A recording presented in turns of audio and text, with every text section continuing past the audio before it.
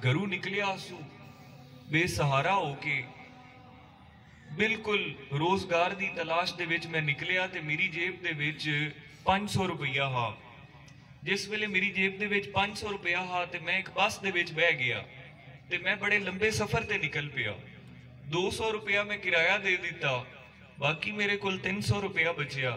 ते मैं 300 रुपए दे नाल हुण निकला ते सोचा कि जिथे लै गया उत्थे को मजदूरी मिल गई थी वो मैं कर लैसा। इस हालात और इस तरह नीयत दे नाल मैं जिस वेले निकलिया घरों ते मैं बस दे विच वेखिया कि एक बाबा है ते उहदे कोलों वो जिहड़ा बस दा कंडक्टर है वो किराया पुछदा पिया है ते ओ बाबा अगू उहनूं आंदा पिया है कि मियाँ मेरे कोल किराया कोई नहीं, मेरे बच्चियां ने मैनू धक्का दे के घरों कढ़ दिता है ते मेरे कोल पैसे कोई नहीं, ते मेहरबानी कर तू मेरे नाल नरमी इख्तियार कर, सख्ती ना कर, मेरी मजबूरी दे उत्ते कुछ मैनू रियायत दे दे ते मैं फिर कदी अदा कर देसां। लेकिन बाबे दी इस गल दे उत्ते वो जिहड़ा कंडक्टर आई वो बाबे नाल बदतमीजी करना शुरू हो गया कि नहीं तुसी मुफ्त दे विच सफर नहीं कर सकते, इस तरह नहीं हो सकता। उसने बाबे दे नाल बदतमीजी करना शुरू कर दी ते वो आंदा है कि जिस वेले बाबे नाल इन्हें बदतमीजी शुरू की ते मेरे दिल नूं बड़ी तकलीफ हुई। हुण मेरी जेब में सिर्फ 300 रुपया हा ते मैं आप बड़े लंबे सफर ते निकले होया ही ते मैं आख्या कि हुण इस बंदे नूं कि मैनू बड़ी तकलीफ हुई कि एक बुजुर्ग आदमी है और वो रोंदा पिया है और वो अपनी दुख भरी दास्तान सुनाइंदा पिया कि मेरे बच्चियां ने मैनू घरों कढ़ दिता है और मेरा कोई सहारा नहीं, मैनू पता कोई नहीं कि मैं जांदा किथे पिया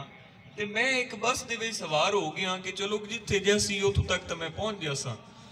ते मैं क्यों ना ये बाबे दी मैं मदद करा। उसने आख्या कि हजूर मैं वो जिहड़ा 300 रुपया ही ना वो मैं कढ़ के बगैर ये सोचे कि मेरा की बनसी, ये चीज सोचे बगैर मैं 200 रुपया बाबे दा भी किराया भर दिता ते 100 रुपया मैं बाबे नू दे भी दिता कि बाबा अगे भी बस तू लैके किदा ही जावना हो भी ते 100 रुपया तेरे मुड़ भी कम आ जासी। ते हजूर मैं ये नहीं सोचिया कि मेरे कोल हुण जेब विच पैसे कोई नहीं ते मेरा की बनसी। ओ दिन ते उस तो बाद जदों मैं बस तू उतरिया ते अल्लाह करीम ने मैनू इतना नवाजिया कि 5 साल दे अरसे दे विच उस बाबे दी मदद करन दे नाल, बाबे दी ओ दुआ लवण दे नाल, उस मुफलिस इंसान दी खिदमत करन दे नाल 5 साल दे अरसे दे विच जिहड़ा नौजवान घरों 500 रुपया लैके निकलिया हा अल्लाह करीम ने उन्होंने 10 तो 15 करोड़ रुपए का कारोबार अता फरमाया। 10 तो 15 करोड़ रुपए की जायदाद और कारोबार उसनू अल्लाह करीम ने अता फरमाई। ते मेरे दोस्तों ये सबक आमूज वाकयात जेड़े कि अपने आस्ताने दे और वो बंदा अपना पीर भाई है, इस तरह अल्लाह करीम ये तुहाडे नाल जिक्र करन दा ये मकसद है कि ये एहसास मुहब्बत पैदा करिए अपने दिलों दे विच,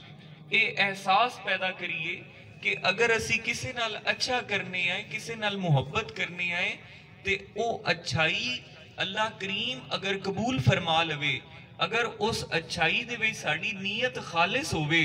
असी किसी नू दिखावण वास्ते ना करिए, किसे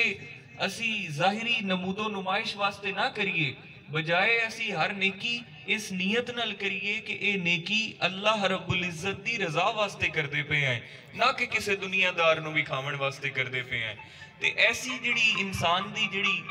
ये नेक आमाल और ऐसी नेकी है अल्लाह करीम उसनू जरूर कबूल मंजूर फरमाइंदा है। और ईद का दिन बिलखसूस ऐसे लोगों के नाल मुहब्बत करन दा, प्यार करन दा, खुशियां तकसीम करन दा, मुहब्बत तकसीम करन दा दिन ने कि इस मुबारक दिन अल्लाह करीम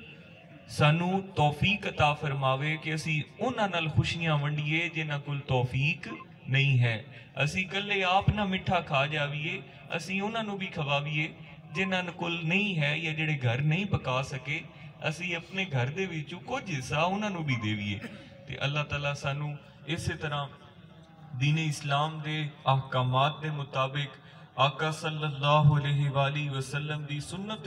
मुबारका दे मुताबिक और हुजूर दे तरीका कार दे मुताबिक सानू अमल करन दी तौफीक अता फरमावे। اور اللہ رب العزت کرم فرماوے میرے تمام پیر بھائیاں نو اللہ کریم دین و دنیا دیاں عزتاں عطا فرماوے اور سب نو عید مبارک اور اللہ تعالیٰ بے پناہ خوشیاں عطا فرماوے وآخر دعوانا ان الحمدللہ رب العالمین.